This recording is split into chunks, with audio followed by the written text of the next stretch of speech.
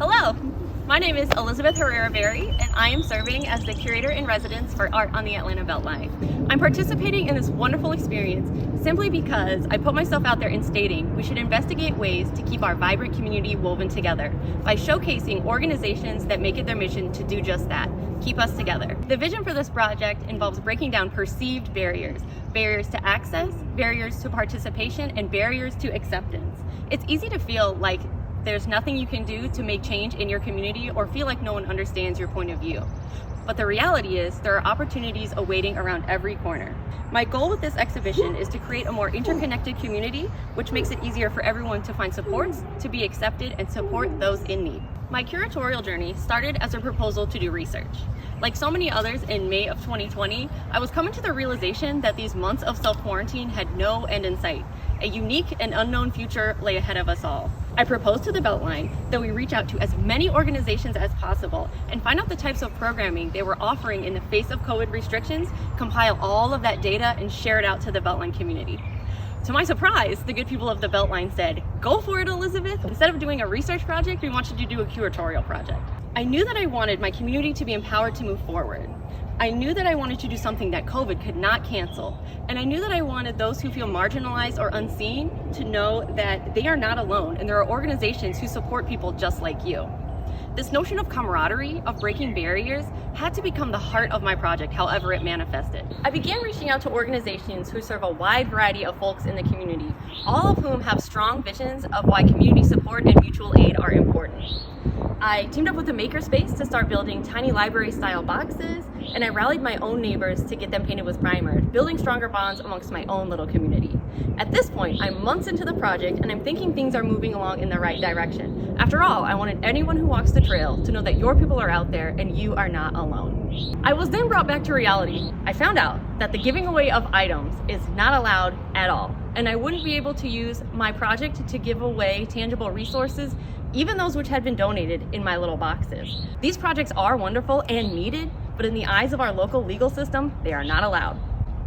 In classic 2020 fashion, my hopes were crushed.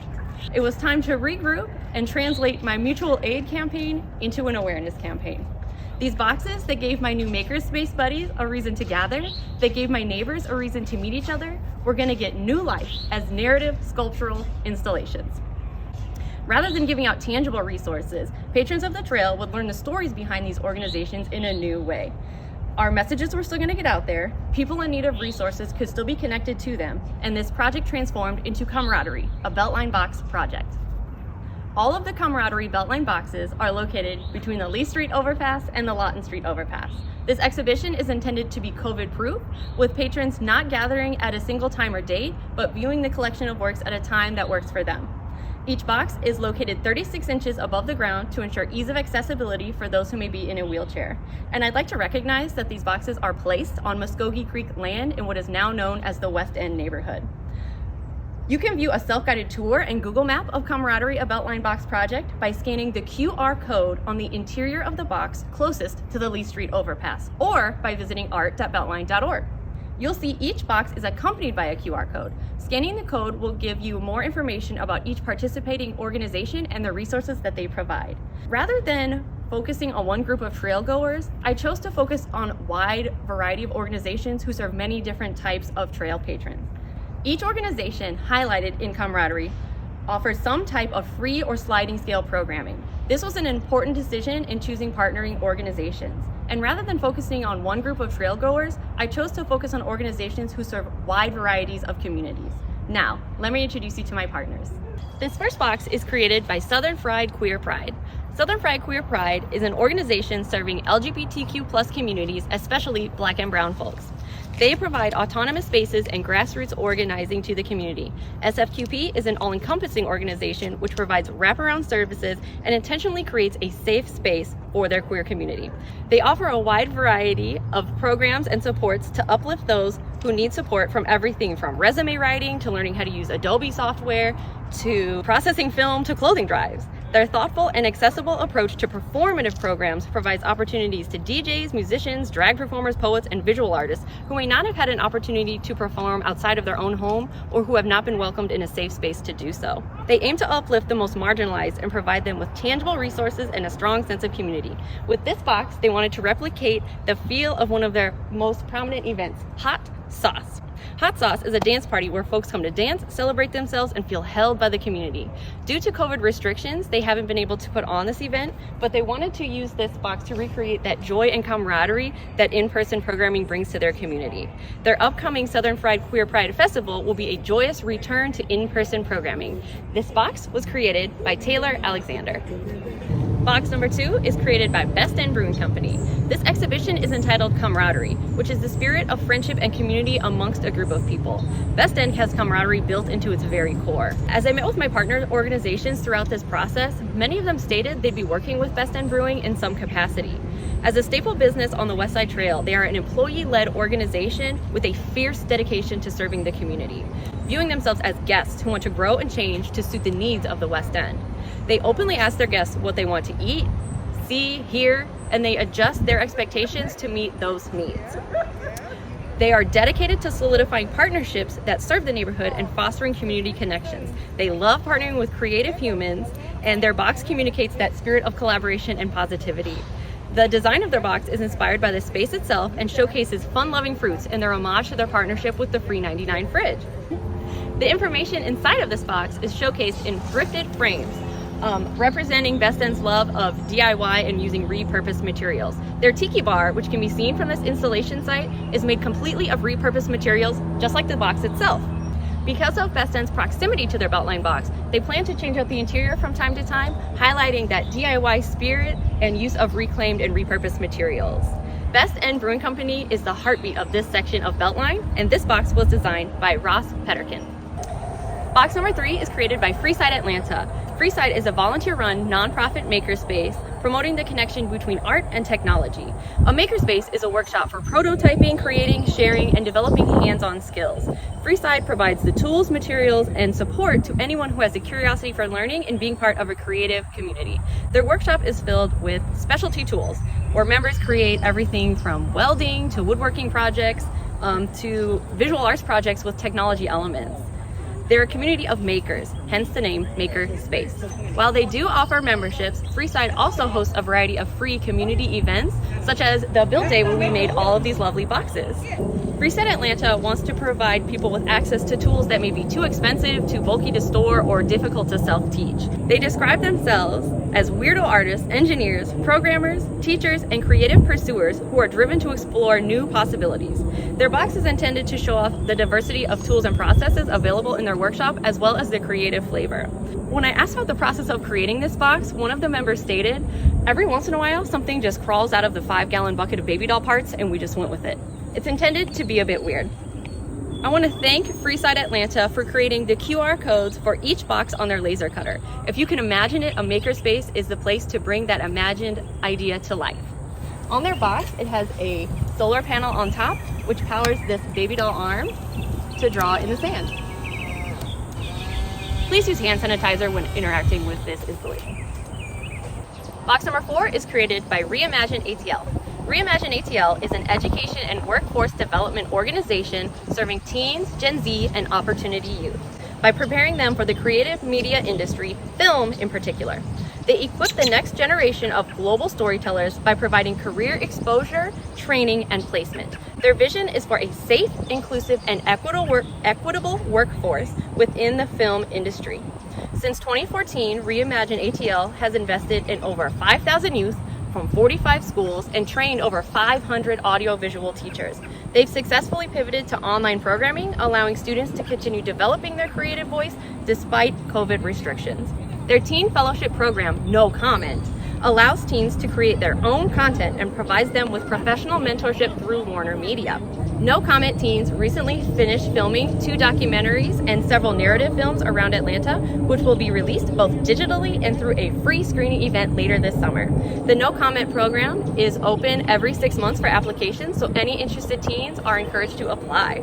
Reimagine ATL's box is a tribute to the teens they serve. The students represented in this box have been impacted by Reimagine's programming as expressed in their accompanying quotes. These young people have grown confident in their ability to realize their creative vision and now have a pipeline to tangible career opportunities. Reimagine ATL is inspired to see how storytelling can bring new communities together and amplify young voices through thoughtful, inclusive, and equitable programming. This BeltLine box was created by Varen. Box number 5 is created by The Bakery. The Bakery is a collective of creative thinkers aligned around the belief that art is pivotal to existence. The core aspects of The Bakery are experimentation, collaboration, and play. Their BeltLine box is entitled Bakey's Dreamscape. Bakey is the gender-neutral mascot of The Bakery, which is the personification of their original bakery building. Their goal for this piece is to share their DIY and lighthearted approach to art with the public. They believe that art should be accessible, art is for everyone, and it's not always about the finished product, but the process. Made out of upcycled materials, they invite viewers to broaden their idea of the art world. Through various projects and iterations, they keep community building at the core of what they do. They envision an Atlanta that supports the emerging DIY and underground arts as it grows, both locally and throughout the Southeast region. In addition to avidly and continuously sharing resources on their Instagram at The Bakery Atlanta, The Bakery hosts monthly gallery shows with sliding scale donation-based tickets, and their studio program is growing a community in new and exciting ways. They take chances on those who wish to share their unique vision, and their flavor is so spectacularly fun and encouraging. The Bakery began as an idea for providing supports and building community and has grown into an inclusive space for creative expression. This BeltLine box was created by Olive Hagemeyer, Amanda P. Norris, and Willow H. Goldstein. My friends at the BeltLine conveyed the importance of including a West Side legacy organization in this exhibition. So box number 6 is created by the Rens Nest. The Rens Nest, founded in 1913, is a cultural center that promotes literacy and celebrates the art of storytelling in all its contemporary forms. The Rens Nest is the historic home of Joel Chandler Harris and the birthplace of the American Illustrated Storybook. Though its past is complicated, the Rens Nest is dedicated to promoting a lifelong love of literacy arts by preserving African folklore through public storytelling, tours, and events. As an educational resource for the community, the Rens Nest has offered free virtual storytime through the COVID pandemic and is set to resume in-person programming in the summer of 2021. They serve Westside neighborhood middle schoolers through an in-school writing program and have recently partnered with Dolly Parton's Imagine Library to provide free books to children between birth and kindergarten. Box number 6 represents the Rens Nest pride of place in the historic West End of Atlanta. Its 100-year history is steeped in fostering the arts, wrapped in the fabric of the community, and nestled in folklore. The image of the storyteller, Akbar Imhotep, who began the Rens Nest modern storytelling program over 35 years ago, bases his storytelling practice in preserving ancient African traditions while honoring those who came before him. The Rens Nest aspires to illustrate a welcoming atmosphere and demonstrate its commitment to honoring the legacy of the West End neighborhood. The creators of this box are Yema Thomas and Monica Steely. I am thankful to so many people who have helped me throughout my curatorial process.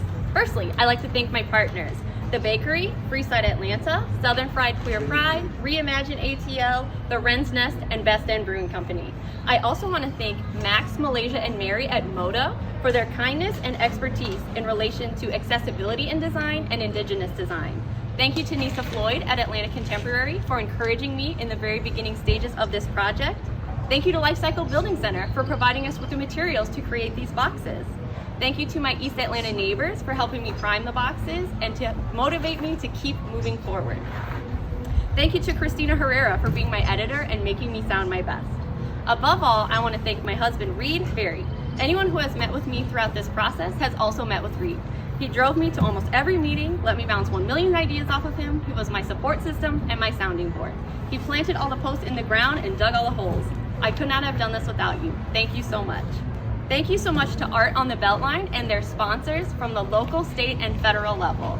You took a chance on me in providing me with this opportunity to make my vision for a more interconnected community come to life.